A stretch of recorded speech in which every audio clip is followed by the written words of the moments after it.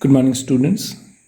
पिछले लेक्चर में हमने देखा था कि कैसे एक प्रोसेसर और उसके इनपुट और आउटपुट इनपुट लेने और आउटपुट जनरेट करने की कैपेबिलिटी को हम कंप्यूटर कहते हैं और कलेक्टिवली सारे हार्डवेयर्स को मिला के कंप्यूटर सिस्टम बनता है।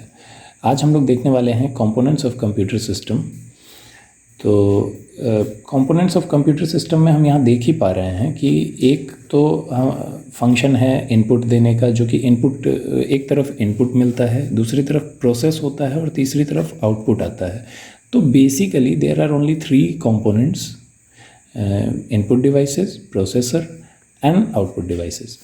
तो आज हम लोग इसी बारे में डिस्कस करने वाले हैं कि CPU, input devices and output devices क्या होते हैं। सबसे पहले हम लोग बात करने वाले हैं इनपुट डिवाइसेस के बारे में, और जो एग्जांपल हम लेके चलेंगे चीज़ों को समझने के लिए वो होगा कि सबसे पहले मैं 5+4 ऐड करना चाहता हूँ और फिर जो रिज़ल्ट है उसको स्क्रीन पे प्रिंट कराना चाहता हूँ।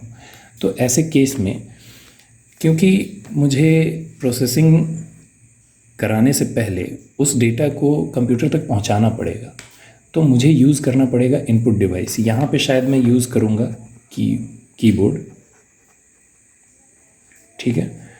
तो कीबोर्ड से मैं 5+4 एंटर करूँगा और वो पहुँचेगा कहाँ? प्रोसेसर के पास। तो यहाँ तक की कहानी कैसे पूरी होगी? इनपुट डिवाइस के मदद से पूरी होगी। तो इनपुट डिवाइस का ये डेफिनेशन है, the device which are used to send data into a computer is called input devices। वही कहानी जो मैंने अभी कही कि 5+4 मेरा डेटा है और इसको मैं भेजना चाहता हूँ कहाँ? प्रोसेसर में। तो मैं यूज़ करूँगा क्या? कीबोर्ड। ये है मेरा इनपुट डिवाइस। तो सिंपल है। अब होता क्या है, input devices generate a digital signal against a data given to it. जैसे मैं 5+4 देना चाहता हूँ, मैं कीबोर्ड से एंटर करूँगा। हालांकि ये थोड़ा कॉन्सेप्ट डीप है, लेकिन अब क्योंकि आपके बुक में दिया हुआ है तो मैं इसको डिस्कस कर लेता हूँ हल्का फुल्का। तो यहाँ से सपोज़ मैं 5+4 मैं ये एंटर करूँगा, तो कीबोर्ड ना बैकएंड पे जनरेट करेगा एक डिजिटल सिग्नल। वो कैसा होगा, क्या होगा, ये हम लोग बाद में देख लेंगे। वो एक सिग्नल जनरेट करेगा। अब आप सोचेंगे कि ऐसा क्यों होता है।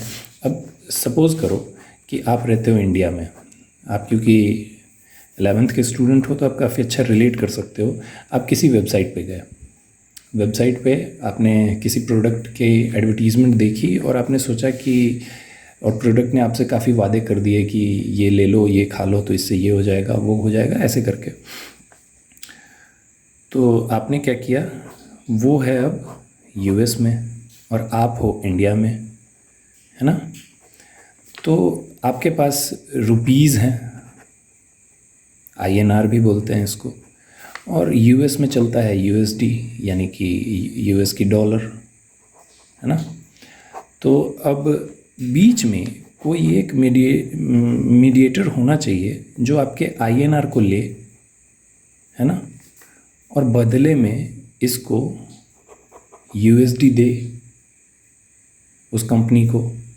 तब जाके वो कंपनी, उस कंपनी को लगेगा कि हाँ मुझे पैसे मिले। अगर आप INR दे दोगे वो उसके किसी काम का नहीं है, क्योंकि वहाँ US में चलता ही नहीं है INR। तो इसी तरह से हम लोग तो क्योंकि बात करते हैं जो भी, वो इंग्लिश में बात करते हैं। अब अभी ये 5+4 ये भी तो इंग्लिश ही है ना। अब मैं इसको कंप्यूटर को भेजना चाहता हूँ और कंप्यूटर, यहाँ है कंप्यूटर, ठीक है। अब कंप्यूटर को कुछ नहीं समझ में आता है। कंप्यूटर को ना कोई आवाज़ सुनाई देती है, ना ही कोई इमेज दिखाई देती है। कंप्यूटर को एक्चुअली सिर्फ और सिर्फ यही सिग्नल, डिजिटल सिग्नल समझ में आता है। अब डिजिटल सिग्नल, सिग्नल्स यानी कि डिजिट्स। अब डिजिट्स का मतलब है, आप सोच रहे हो कि 0 से 9, ये भी डिजिट है, लेकिन इसमें भी कंप्यूटर को सिर्फ 0 और 1 यही 2 डिजिट दिखाई, सुनाई या जो भी कह लो वो देता है। अब प्रॉब्लम है कंप्यूटर इस चीज़ को कैसे इंटरप्रेट करेगा। तो इसलिए कीबोर्ड क्या करेगा, जब हम 5+4 इसको देंगे, ये इसके अगेंस्ट एक डिजिटल सिग्नल जनरेट करेगा और वो डिजिटल सिग्नल कंप्यूटर तक पहुंचाएगा। इसी को यहाँ पे मैंने दिया है क्योंकि आपके बुक में लिखा हुआ था इस चीज़ के बारे में, इसलिए मैंने डिस्कस कर लिया। अदरवाइज़ आप सिंपल इतना समझो कि डेटा जो भी मेरे पास है 5+4 उसको कंप्यूटर तक पहुँचाने का काम इनपुट डिवाइसेस का है। That's it.